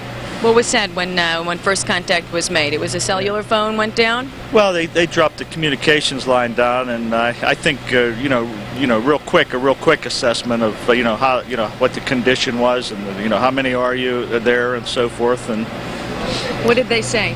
Yeah, they said that the indication I got from talking to Dr. Kunkel up at the site was that they're all in pretty good shape. So I'll tell you what, we had a miracle. And I'll tell you what, these guys down below do not know about the media and the community here that have gathered along with you all these hours. And right now, our main focus is making sure we get each and every single one 200 plus feet up to all of us. Yep, and like I said, I can't say enough about the effort that everybody put forth to make this happen. I think you're going to go collab. So either have a cup of coffee, or we're having yes, Wendy, Sally. Would you ask Joe? Has he gotten any sleep at all in the last 76 hours? I don't think he has. I don't think he has. Sally wants to know if you've slept at all. Couple hours each of the last 2 nights and nothing before that one. So. And I'll say tonight it's going to be a good one. I'm afraid when I hit that sack, it's going to be hard getting me up. And Joe, pleasant thank you. dreams, I know you have Joe. to go. Yes, we're wishing you pleasant dreams. Good luck. God. And thank you, Joe. Thank God. That's right. We Sally, also have standing by Sally and Wendy and Thank you. Scott. I know who you are. John Weir, he is with Black Wolf Coal. He's making some very urgent phone calls. He's on the line right now, but he's agreed to talk to us. I dragged him out of the meeting. He is with the coal company. He knows all the guys down there. And I can't, actually, he's stepping over here. Mr. Weir, come on over here. Come on over. Hi, thank you so much for joining us. This is the first chance we've had to talk to you live. Congratulations. How do you feel? Wonderful. Yeah? Yeah, it's great for all the guys out there, the drilling companies, the Black Wolf mining guys, everybody. It's just a wonderful feeling for the management of Black Wolf. I'm just a spokesman for them, and it's a good feeling. How did you find out about the telephone call? When did you hear? Were you on the site, or when did they tell you? I was on the site. I was standing right beside the owner of Black Wolf, right beside the guy that had the headsets on. How was it? It was great when I seen him hold 9 fingers up. That's what he did. He was on the phone and he held up 9 fingers. You knew right away that had to mean they were all alive. Can you believe it? No, I couldn't believe it, but I knew in my heart they were all going to be alive. Did you hear anything about what was said from down below? Everybody is so desperate to get communication with these men. Any comment on what they said? I personally didn't talk to him. A representative from the rescue team talked to him, and he asked their condition. They said they were in real good condition. One man had a little bit of pain. We're sending water and blankets down to him. You've already done that then. I did not know you were able to make contact yet like that. They had, whatever they could get down the small hole was my understanding. When I left to tell the families, they were going to try to get them some chewing gum or candy bars or something. Did the men say whether or not they heard all the drilling? Did they know you were getting close, or did they say? I don't know that. As soon as I got the word that the 9 fingers are up and they were all alive, I left for the fire hall out there. And how was that? How about the families? What happened out there? Tell me the situation. Basically, since this is going on, myself and a guy from DEP liaison with the families approximately about every hour on the recovery efforts. Sometimes there was no news, sometimes there was a lot of news, and sometimes it was backup news. Right. But what did they say when you told them? oh, they just cheered, and man, we were all happy. It's just a great feeling. We heard somebody said, "Praise the Lord." That's the first thing that come out was praise the Lord. And I'm assuming lots of hugging. Lots of hugging. Now you know the difficult and delicate operation begins, and Scott Baker has a question for you. Go ahead, Scott. Maybe he can give us, we were trying to kind of, as I've talked throughout the day about our little rough count of just trying to get a better idea of these families, and that 7 kids that we know of, and I'm not asking him to do the math right now, but how many kids does he know of that have fathers? How many kids would be involved in terms of having fathers in there? Is there a count? Do you know? No, I don't know that number. I know that the ages of these guys, I would say most of their children would be in the teens or out of school. A lot of them at the fire hall? Oh, everybody was at the fire hall.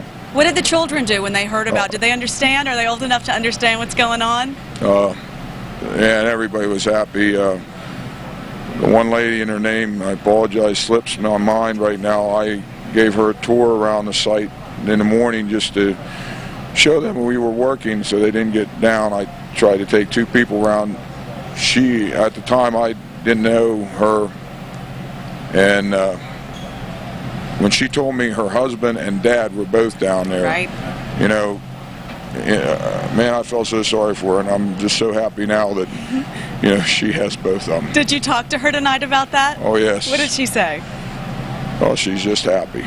Real happy. We all Michelle, are. We Wendy? just screamed ourselves. We have a question from Sally. Michelle, now. Wendy, I wanted to ask John Weir, what does this say to you, and I think the answer is obvious, about the resiliency and strength of these miners, these employees, the guys who rescued them and the guys who are being rescued? I mean, you have to be so proud. Sally says, obviously, you have to be so proud to be associated with such strong men. Not only the men to go down and to survive such an ordeal, but the men to stay there and to work so hard, tirelessly, day after day to get them out. And what does that say to you about a miner? Like I said inside, there's nothing, no breed like a miner. The teamwork, which the company, we always try to do teamwork. They're the hardest bunch of guys there is. It's a dirty job. All the other mining companies all over that send stuff in, sent men in, all the local mining companies, some of these guys worked another shift and then came here and worked another shift. They didn't stop. The guys from Black Wolf, the guys from the strip jobs, all the mechanics, the bosses of the mechanics, the welders, all them guys done a lot more than what I did. I just stays on with the family, and these guys were great, super. Needless to say, you're slightly proud at this point. As a representative of Black Wolf, we're very proud. You know, I talked to a medical doctor with the Navy, and he said from the very beginning he believed they were alive. I don't know if you know Captain Mole, if you work with him at all. He's been out here the whole time. He said they heard 9 distinct taps back on the pipe, and he was convinced that was a signal. I know there had been some various numbers on the pipe tapping. Was that the case? Did you think that the tapping meant everybody was alive? No, I didn't know that. That the 9 taps was that. I didn't find out until I got out there because of, I don't know a lot about deep mining, but there is a code, and my understanding is that all the miners carry this code in their hat, and it's 5 taps. And so it was 9, you know, and the first thing I thought, well, maybe they missed one. But some of the guys thought, well, maybe that meant 9. That's what Captain Mole thought. It meant 9. And I think that's what a lot of us held on to these long, long days. So what's the plan now? All right, we have a lot of work to do. We're still going to be here, I can tell you that. It's been a long time since Wednesday night, but we've gotten a lot of energy back now tonight. What's the plan now? To get them out of that hole. Yeah, so it's going to be a long process. The basket's going to go down first. Do you foresee any problems with that? I think he foresees sleep. I'm not on the team to bring them out. They're giving us the thumbs up that everything will be good, and I believe them because they got us through this with all the work too. Now, rescue shaft number 1, is that in a good position? I mean, we're hearing the phone was down the air shaft. Is that correct? The 6-inch air shaft? And that, I was at the site last night, and that is a little ways away. Is drill number 1 in a good position? Do you know, understanding mining a lot better than I? Drill hole number 1 was our first choice for the hole. And why was that? I don't know why they picked it, but just looking at the map? Really, yeah, we're looking at the map, and right now, being that's the hole. It's the closest to the facilities for the men to get treatment up in the barn that is owned by Mr. Arnold, and I want to thank Mr. Arnold and his family. They've been great, and we tore our whole farm up. And the other thing is the 6-inch hole is about a drill's width in the same line with the 24 with the big hole number 1.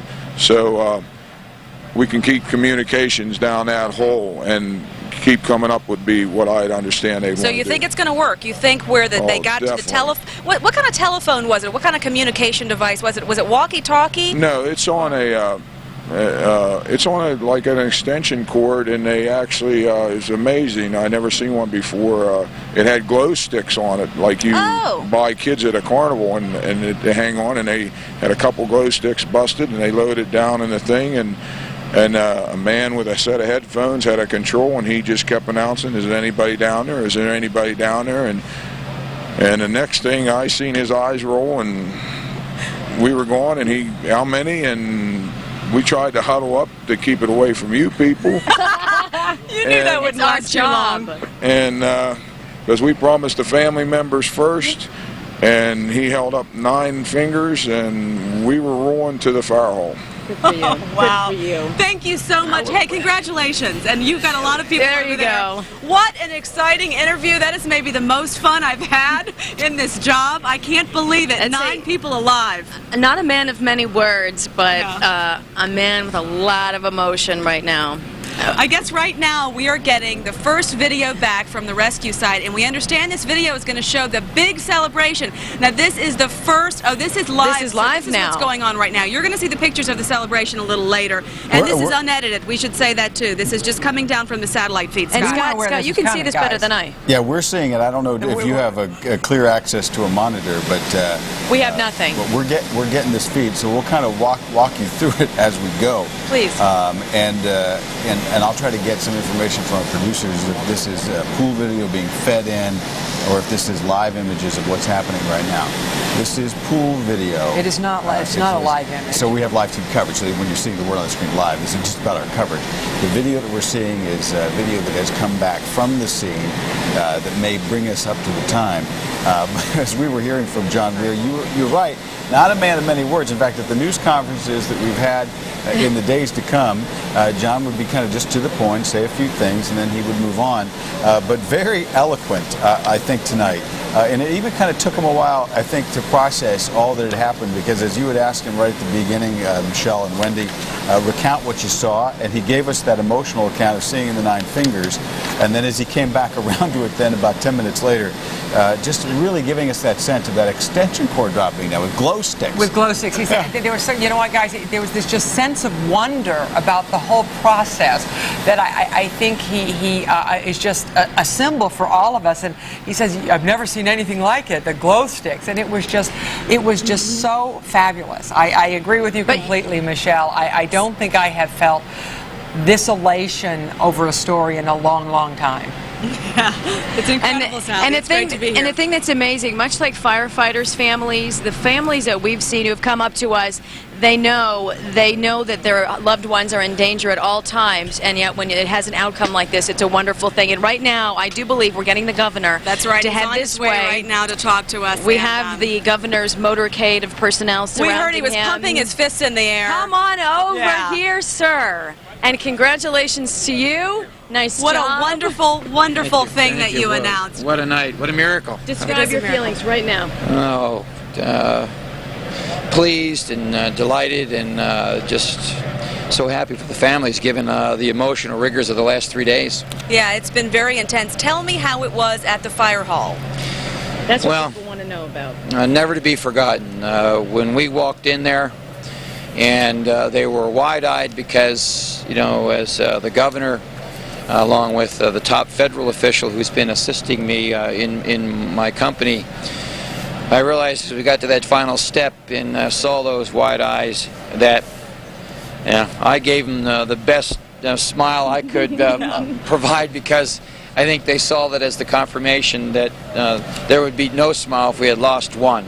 But a big smile when we were ready to begin the process of bringing up all 9, and in fact we're about to do that. What did you say? Never to be forgotten. What did you say to them? What were your words? Well, I got to say this. It took us 5 minutes to get to the stage. The hugs and the embraces and the high fives were just all over the place, and got to the stage, and I turned to them and said, all 9 are alive. Yeah.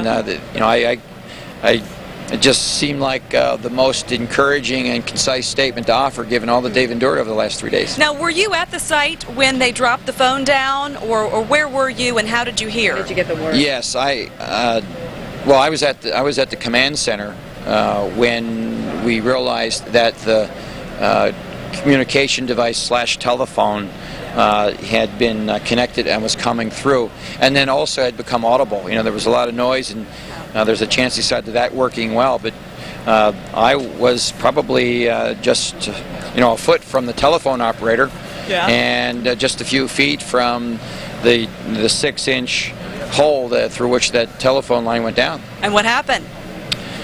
You saw him talking? Walked up to the telephone operator, and I just had to say, you got to tell me, all 9? And he said, 9 times, thumbs up, we got all 9, and ready to start the process of coming up. So I don't think it's overstatement to say that this is nothing short of a miracle, considering the conditions that we were facing, the inhibitions that we had faced, and the fact that they were 240 feet below the Earth's surface. And how many setbacks along the way? You would make progress, we would have a problem, we'd make progress. It's been very frustrating for everybody, and now even the longer process begins. This is the delicate phase now. Yeah, we've got to be real careful, and we've got to use what we're describing as routine prudence. Got to go be patient and perform this delicate exercise and get them to the top. But can I say this to you? Many years ago in Pennsylvania, there were a number of trapped miners that lived almost a week, and that was always in the back of my mind as just an encouraging outcome that hopefully was going to play out here, and now actually has. So now, the reason I looked at my watch wasn't to rush you at all. What I was trying to figure out is when you had the news conference and where we are at this situation. Could the pipes be out now? Could the basket be ready to go down? Well, I'll find out shortly, but it takes, I'm told, a solid 60 minutes. Has it been that long? A full hour. I've lost track of time, I'm sorry. We're closing in on that now. We had some security steps to take up there. Okay. Because, given the hoopla and this reaction, there are a lot of people that could get in the way that just kind of descended on the area, and we've got to kind of re-secure the area and continue that mechanical work. But any minute now. We're getting the signal right now that it's time for you to make the media rounds. We appreciate your time, Governor Schweiker. Thank you very much, and congratulations to you. Thank you. I'm sure our time is not over with you, so thank you. Come on back. That's right, Scott, Sally. We're going to be here for the duration. We were kind of tired and draggy earlier this evening, but boy, do I feel alive right now. In fact, I'll go get you a soda, Michelle. It certainly is a shot in the arm, guys. No question about that. Well, you can see there what the governor just said, that they had to take some security measures that might have slowed down the removal of the steel pipe just a little bit, trying to make sure that some well-intentioned celebrators didn't get onto the drill site, because you can imagine there are people already beginning to celebrate, and probably will through the night. But as the governor reminded, there are some really, really touchy rescue efforts still to come, getting all of those men up. I want to remind everybody that we had discussed the capability of that capsule to take 2 medium to smaller sized men and 1 large man, and there is 1 large man of the 9, but we were assured at one point, I think, Michelle and Wendy, that he would fit into that capsule. Right. And they're probably talking with them about that on the communication device. And just to say, as elated as we feel, and as the guys feel out at the scene looking at the series of interviews, it can only be just a sliver of what those families feel who have had to go through these last 72 hours, 74 hours, just in excruciating agony, waiting for word, and then for that amazing word to come. And you have to, maybe as we get more information from the state officials, as we're looking here at the pool feed as it comes in, that they probably had some indication before the governor actually got there, because that word was probably filtering through. It's hard to keep that kind of word quiet. There were leaks everywhere tonight. That they probably. So they haven't really addressed that. But we are looking again at this pool feed of a video, and they talked about like an extension cord, and I'm doing a little bit of guesstimating. We're seeing at the same time you are. These may be the glow stick kind of devices and that extension cord that they were trying to lower down that hole. I can't think right now. Yeah, that's a very good possibility. That what we're seeing, the image on the screen right now, could be anything other than that, because we are seeing an extension cord being carefully fed, and you just saw a glimpse Yeah, the first we ever heard of that was when we talked to John Weir with Black Wolf Coal. We did not hear anything about the glow sticks. He said it was like being at a carnival with your kids and getting those glow sticks, and I'm sure people feel like they're at a carnival right now and celebrating and having a great time. I know a lot of work needs to be done, and we're going to bring in Jake Ploger right now because you've really been focusing on the rescue effort. Now that we know these 9 guys are alive, tell us what's in store. Well, as the governor said in his press conference, is to temper some of this jubilation with the fact that there is an awful lot of very tricky, risky, to use his words, work left to do in this. And he says there's going to be a lot of patience needed to get through this part of the operation. Now, what has to happen now is that once they get the drill bit out, they're going to put this 100-inch rescue capsule down into the hole. Now, this is a capsule that's about 22 inches wide, so in order to bring 2 miners up, they're essentially going to have to face each other. Standing side by side, that's more than 22 inches. It's 100 inches high. The governor attempted to get in and out of one today, and it's not a very easy proposition. In fact, some of one of the things they're going to be sending down into the air shaft is an instruction manual on how to get into this contraption. As I said, it's only about 100 miles or 100 inches high, and it's 48 inches high Michelle in that shaft. and Wendy, meaning, can we pause Jake here? I just want to we're going to have to go back and forth here. We're about to see the notification. The guys on the headphones. We're looking at the video, guys, Right. We don't when want to they miss actually this. contacted them. We're going to be able to look at this tape again and again. Now, this would be, and so remember, as they got that line down there, and that's what we don't want to miss. If we're going to see the 9 fingers, I want to make sure we keep that video up. And so we'll bring back Jake here in just a second to explain some of this process. But we were hearing from John Weir this description of the lowering of that cable. Now, remember, they had heard tapping already. This tap of 3 taps and then 2. That didn't make much sense to us until John Weir explained that there is some code that miners keep inside their helmets that 5 taps means something. And so even as they're lowering this phone down the hole, they were already in high anticipation, not knowing exactly what the information would be on the other end. But the video we're seeing now shows this communication equipment that they were setting right there. We saw the operator obviously listening and talking to them, but we do understand that David Hess, the Secretary of DEP, is with Michelle and Wendy right now. Let's keep the video up, though, as we listen. That's right. And you guys go ahead and talk, and our viewers can watch what happens, and we'll be waiting to see those 9 fingers go up, guys. That's right. What we're doing right now, just because we don't have a monitor here to show you, Mr. Hess, is they're watching the video of the communication getting ready to happen, all right? But we're going to talk a little bit. Tell me how it feels to know these 9 miners are alive. I mean, it's thumbs up. Tremendous. I mean, this is a real miracle. I mean, it really answers the prayers of millions of people all over the world. I mean, we got phone calls from about 8 or 10 different countries. We got emails. It's been absolutely amazing. Tell me the family's reaction. As I said, we're watching this videotape and we saw a thumbs up. That And we must just be saw, Michelle, we just saw all 9 fingers go up. All 9 fingers. Very understated, very controlled, as was described in the news conference. Now, were you at the site? Where were you? How did you hear? We heard here from the governor that all 9 were alive. They made it. Then, of course, the governor went directly to the families and told them first. And the scene in that firehouse must have been absolutely amazing. Yeah, Wendy and I here heard live on television, and we screamed ourselves because we were so excited because it's amazing. I mean, we've been talking to medical doctors with the Navy saying that there's a very good possibility these guys are alive, so we held out hope, but we kept tempering it with the fact that what an impossibility couldn't get too this excited. would be. Right. It was just incredible to know that they're alive. Now, talk about the process that you're going to have to go through now. It's going to be a long process. What we have to do is get the drill pipe and the bit out of the well, and that should be accomplished by now. Then we have to prepare the rescue basket, and that will go down into the mine. We're also at the same time, since that early communication that you saw, also trying to assess their medical condition. Right. Now, we understand that one guy actually might have had some heart problems or something. Talk about that a little bit. We understand from Dr. Kunkel, who heads up the mine rescue medical team, that one of the miners described some chest tightness. Right. at least the last time we had heard, about probably 45 minutes ago, that didn't seem to be a problem. But that process is very important, because we need to assess their medical condition so we can get them the right care when they come up on the surface. Do we have any time frame at this point on when we might see the first body, the first person to come on up?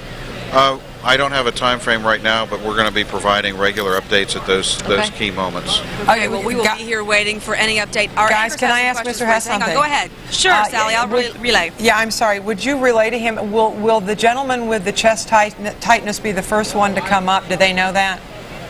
Okay, with the person that has some chest tightness, would he come up first? Is there a protocol? Do you know yet?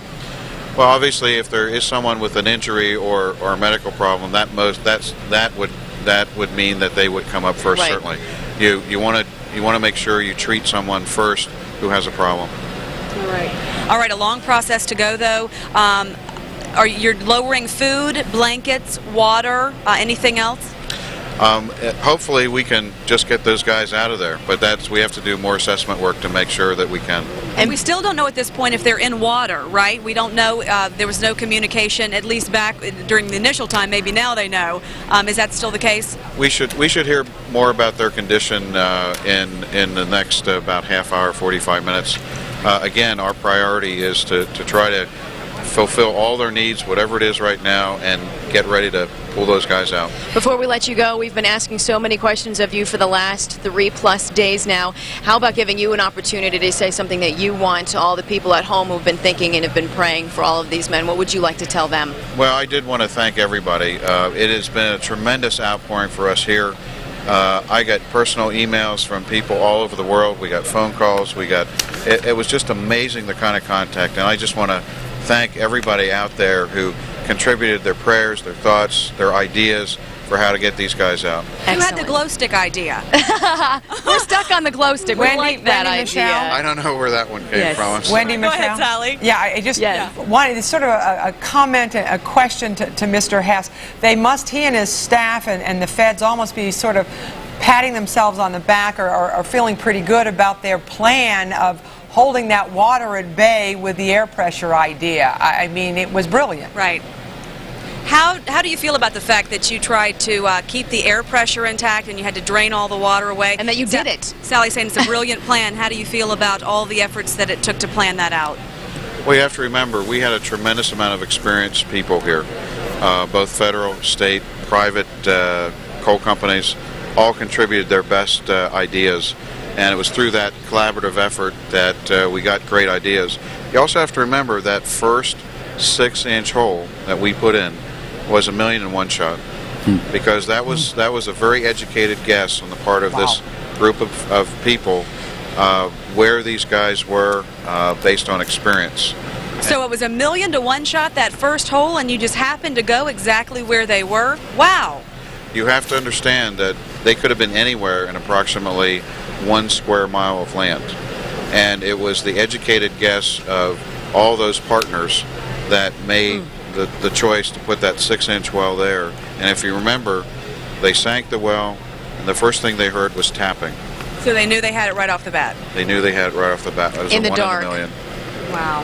All right, well, we're Hess, going to let you go get updated, because we're going to count on you for some more information, all right? So you come back some information, and we're going to bother you throughout the evening and tomorrow, and we're going to be smiling for a long time, I can tell you that. But congratulations, and we know that the hard work begins now and that it's still going to be very dangerous. Thank you very much.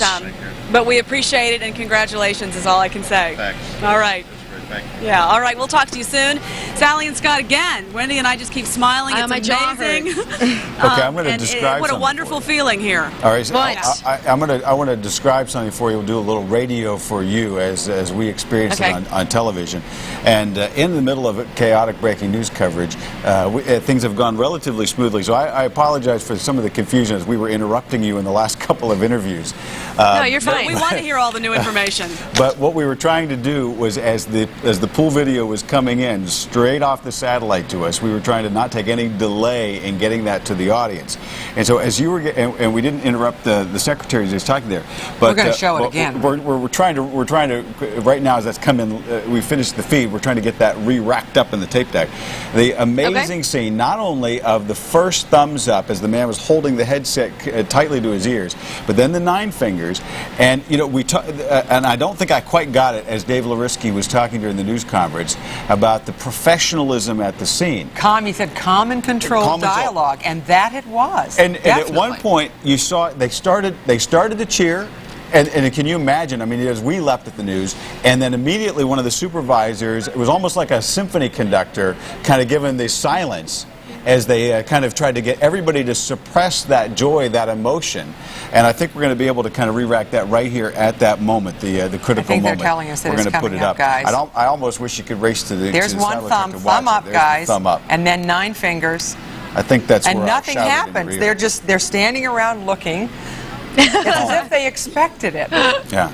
And I think they actually did. I think that they actually did. I think so many of those people believed with all their hearts that those 9 men were alive. If our interview with Mr. Weir was any indication, as we said before, a man of little words but much emotion inside them, these people are this way. They are used to adversity and they fully expect success. That's right. Everywhere I've been, there now we just saw quiet. You can hear his word. You can hear his lips. I mean, read his lips. You can't hear his lips. Read his lips. Quiet. And you have to think when David Hess was talking about the experience there, that we heard tribute paid to mechanics and welders, and these are tough men with heavy equipment doing hard work. And this was a mix of brain and brawn, because I saw in the middle of this you had guys with logistics books and schematics.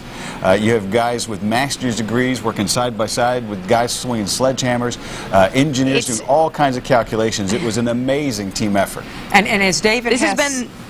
Oh, I'm sorry. Go ahead, Wendy. I was just going to say, this is just an amazing example of just all the science and the smarts coming together, which is the sheer brunt force to get these guys out. I mean, this is it's better than any movie I've seen in probably 10 years, I'd say. And I'm sure it will be made into a movie, Wendy. Someone's going to. I'm giving it a year, 1 year. We were here in September. I was going to say, and so many of the community people said, that's going to be different because in September 11th in Flight 93 crash, there was no chance of any rescue effort from the very get-go, and so immediately these people went into a mode of comfort and banding together and solace. Right.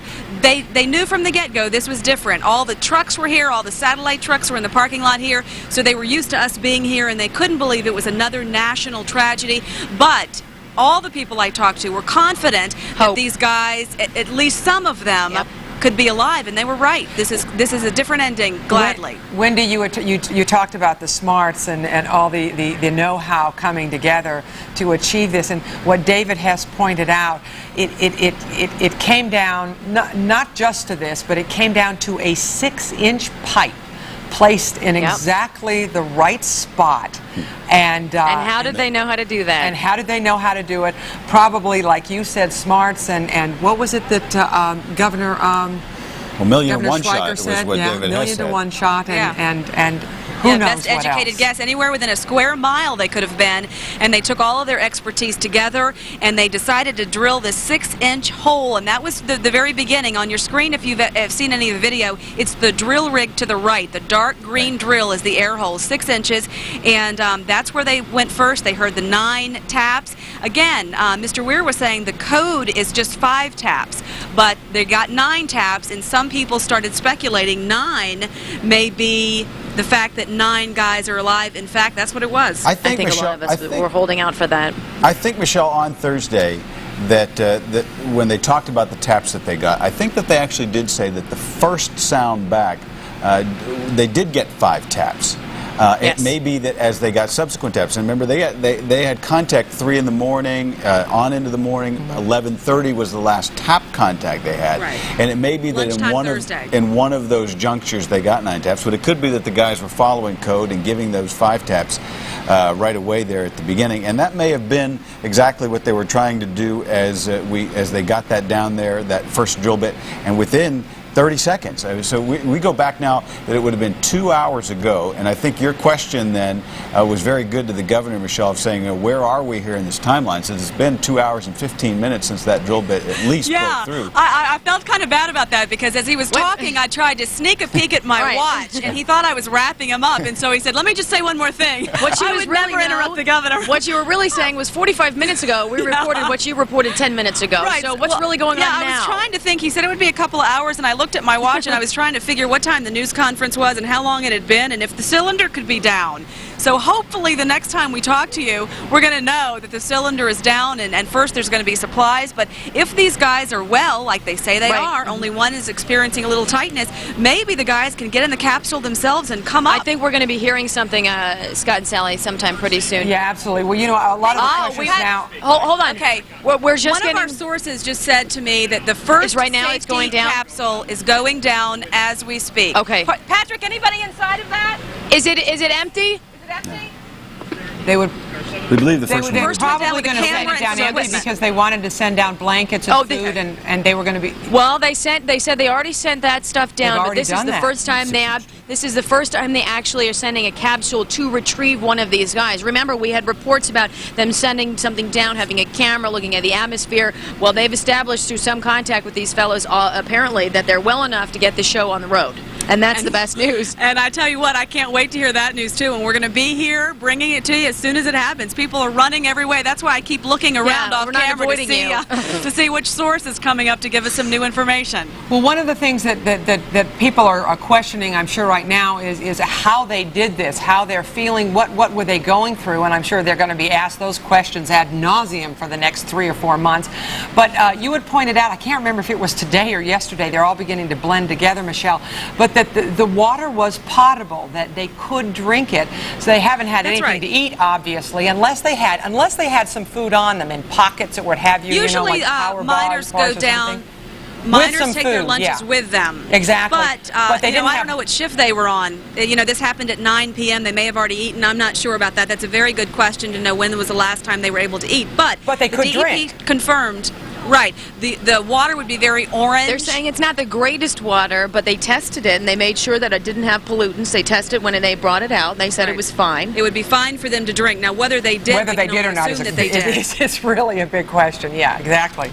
Yeah, but it would be okay. It probably would taste pretty bad and look bad, but of course it's pitch black there. They can't see anything. Their lanterns would only last a half an hour or so, 45 minutes. So those lanterns have been out for a long time. So they have been in complete darkness since, say, midnight or 11 o'clock Wednesday night. And we also want to remind everybody that eventually they were able to send warm air down to them, lessening the effects of hypothermia. So everything was done right to keep them able to survive. They weren't even sure about that warm air. And it was warm air going down in the compressor. They weren't sure. Right back to that 6-inch line. That's right. Right back to that. It's And if they hadn't had that, I think we might be talking about some different outcomes at this point. It'll be interesting, too, to talk to the miners to see if that compressed air warmed them up, because the DEP was not sure that by the time it would get to them it would work. They were calculating it would be 70 degrees by the time it reached them down where they were in the cavern, but there was no guarantee, so I'm sure this will be new information in terms of mathematically figuring out for the next time. Hopefully that'll never have to happen, though. I'd say we have lots of stories in the days to come. Well, we're entering a critical phase. I'll use the governor's word, and he said it a couple of times. He said mission critical. Hard to contain the enthusiasm over the discovery. But you, even Michelle, had raised the question about this process now of dropping the capsule. We've talked about it over the last day. The fact that they first were drilling with a 28-inch pipe, and they went to a 38-inch bit rather, and then down to 26, so that and that allowed them to go faster, the 26-inch bit.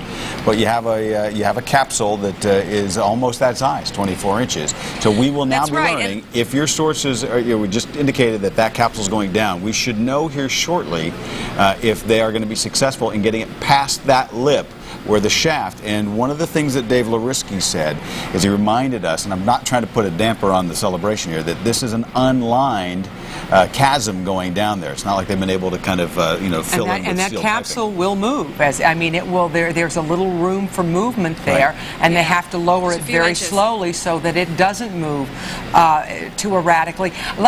Point of clarification again, guys. Did you say that you had heard a report that the capsule had already gone down once? Yes. Going yes, down. they were going down. They were going down. Apparently, Mr. Weir, I believe it was, said that they were getting blankets already to them. Yeah, he said that during the press conference. With Black Wolf Mine. Okay, he's with the mine company. Okay, he was saying that they were getting blankets already. One of our other sources just came up and said that giant capsule is being lowered as we speak. So perhaps, Scott, what you were talking about that lip when they changed the size of the drill bits, we should know some more information about that. But another person I talked to earlier in an interview, you'll remember, said he thought that the crane would be able to wiggle around enough if it did get trapped on that lip a little bit to move it over and on down. To jostle it, these people are experienced. I mean, you've learned tonight that these people, these educated guesses, they're saying they know what they're doing, and we can only trust that this has been well thought out. I'm going to do two things that it real is quickly. going down. Good confirmation there, Wendy. I don't think that it's gone down once already, because I was listening very carefully to the news conference and to John Weir. No. What he said earlier about provisions, actually, when it did involve that 6-inch pipe, it's hard to think about that, but I think when he was saying dropping down gum, candy bars, he said blankets, but it may be towels or something. That whatever they could get down, that 240 feet through the 6-inch pipe, they were sending down. And I think they were going to try to send a lamp down of some kind. Right. So now, that's what we were speculating. How did they get it down? In this first drop, they may be sending other things in the capsule. I want to bring in a little bit of video that we have of the governor himself. He talked about kind of testing out that capsule himself to kind of get a first-hand sense of it, and they kind of they laid it down on the ground. We've seen different images over the course of the last 2 days. It will not be lying on the ground. It will be upright when it goes into that chamber. Right. Challenge, obviously, is that this is a capsule that's 92 inches high, and you're talking about a 48-inch maybe ceiling down there. And that's why, if it went well, if it went according to plan, many things have not gone to plan. Many things have worked exactly to plan. We've had the real dichotomy. But as they drill down into the chamber, to the floor of the chamber and down, this will allow room for them to get into one of the two doors. You see how the door slides there? You can get in at the top or the bottom, depending on where you have access, to kind of crawl inside that. So the intent was to drill the hole down into the floor so that the capsule could rest in it, so that they could actually have room to step into it, because with it, the chamber only being 4 feet high, that would be very difficult to very difficult. Think of it this way. Yeah, think of it this way: that if they stopped at right at the floor of the chamber, somebody that was able-bodied might be able to kind of crawl up and erect themselves inside the capsule. But if someone had an injury, if someone were unconscious, it would be very difficult, especially if it were a larger person. So having that hole down into the floor of the chamber would allow them to kind of slide in there and still be able to affect the rest. And they had to prepare for the possibility that someone might be severely injured and there might be a serious trauma, and that they would have to literally drop somebody into the capsule. Can you believe there's not? I still can't believe it. That's the one thing that I find and they'll be able to explain how that water came in, because we had this image of 50 to 60 million gallons of water just rushing in on top of the couple of men who were actually drilling the holes for the detonation charges, and clearly, if it happened, they survived it, but it may not have happened in that fashion. So we can only wait to find out from all of them. The remarkable thing, the governor talked about carrying this hope, knowing that we've had in decades past successful rescues of people that have been trapped for a long time. And that we had talked a couple of times mentioning that even in China this month, some miners had been underground for 8 days, 9 of them, oddly enough, and that they had survived. But one of the things as we talked to different experts, is that blast accidents where there may be fires or a section of a mine is sealed off, there's a stability there, even in a section of mine where you might be able to affect a rescue over a long time. Inundations like this create an entirely different set of problems, and I think that they were very skeptical about that ability, because when you think back to the one that happened at the Cooker mine in 1977, and we didn't dwell on this. We talked a lot over the last 3 days that there was a guy that survived 5 days in that mine. But 9 of his buddies did not make it. Well, it was 8. I think it was. There were 9 of. There were 9 of them. I think I'm not positive about was that. Was it 8 or 9? I'll check those numbers. But he was. But he was the only one who survived. But it was not like this inundation. They were wet, but they were not submerged. And there was an idea. We remind everybody. Some people thought that actually they wouldn't be submerged, but they might be up to their neck in water. Yeah. They didn't. Nobody really knew. And this definitely will go down in the books as how you do it when this amount of water floods a chamber. I mean, air pressure. They wrote the book this week at the Q Creek Mine. Let's take you back here to the words, the first words from the governor, confirming that all 9 had been found alive.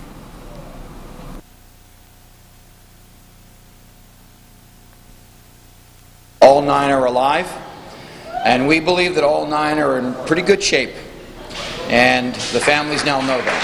So, incredible. Now, that being said, for the last 3 days we have emphasized not just the family first principle, and we're going to hold to that. We also emphasize the need for what we call in this kind of rescue attempt routine prudence. And with an eye on that, we've got some mission critical work to complete. Mission critical. Indeed. I know you just want to listen to that. No, it's funny because what everybody out there, we're watching and listening just like you and learning probably at the same time all of you are. We are hopefully going to get some a phone call from someone who was at the fire hall.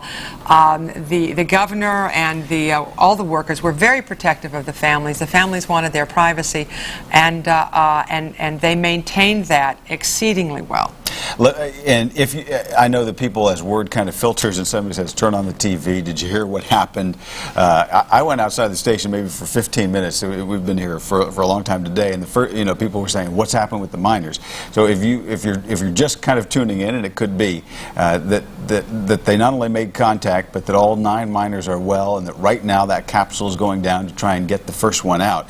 That what you just saw, the governor making that confirmation, that happened just a little bit, maybe about 11:50, so about 50 minutes ago, where we heard the official word from the governor when he came back on. But we had already given the word at about 11:06, 11:07 tonight. The first amazing reports from the scene of the rescue workers hugging each other in the celebration. That came about an hour after we kind of broke the news that the drill bit had gotten into the chamber. And so here now at 12:40, if you're looking at the timeline, that's where we are in the sequence of important developments. I'm sorry, I'm trying to find exactly what the AP, and I've written down from the so many. Mud-caked workers saying that all 9. Saying all 9 are fine. All 9 are fine. It's interesting. We'll have to wait and see how many of these families are willing to come out, and how many of these men are going to want to talk about their ordeal, because they are very stalwart, strong, resilient men whom we probably at this juncture would envision are somewhat like John Weir. Yeah. You know, a little stoicism there. A little stoic and men, a few words, let's put it this way, an economy of language, well, probably. Let me give you this, just to give you a sense. I mentioned that the situation, as we're looking at this video again, if you haven't seen it, and if you've seen it, you probably don't mind seeing it again and again. You look back to the accident in 1977, and the fellow that was involved in that one, the guy that survived 5 days, Ernest Morgan, it's now 25 years later. He's 76. He still doesn't want to talk about it. Today, a reporter did an interview with his wife, and she said he tries not to think about it too much, but that he's thought about it a lot as they've watched what's happening in Somerset. So there is that stoicism that he doesn't want to talk about that incident that happened 25 years ago. It was a horrible tragedy. I mean, he survived, but he was the only one, and he was Indeed. right next, in a very small, cramped space, was right next to one of his best friends who did not make it out. But he did, in fact, go back into the mines Sure did. several weeks later. With his son working at his side. And worked there for years and years. And I'm sure that question will be put to some of these guys is, will they go back? You said the guys, and we've given some names. We haven't seen a lot in the way of pictures, learned a whole lot about their families. And so in a way, we don't have faces to attach to this celebration, but we will shortly. As we, I think, as we see these rescues, and we'll probably come to know them better. And really, right now, you know, you can just kind of think about what the family is going through as we think about Tom Foy. And I'll tell you what we do know as we look about these. Tom Foy from the town of Berlin. He's 51, the team leader. I'm going to have a hard time. Blaine Mayhew. I just got choked up about trying to even say Blaine Mayhew because you saw John Weir talk about this. The young, what is he's the son-in-law. 27. He's the young guy. He's the son-in-law of Meyersdale, and you heard John Weir saying he's giving a family member a tour out to the site this morning, and she kind of indicates to him that it's her husband's down there and her father's down there. Now, I think Mike Clark was the first one that gave a report on that. That would have been, was it last night? I can't remember at this point, where he said that we had learned that one woman had both a husband and a father down there, and you could just see John Weir not only saying that he was so despondent and aching for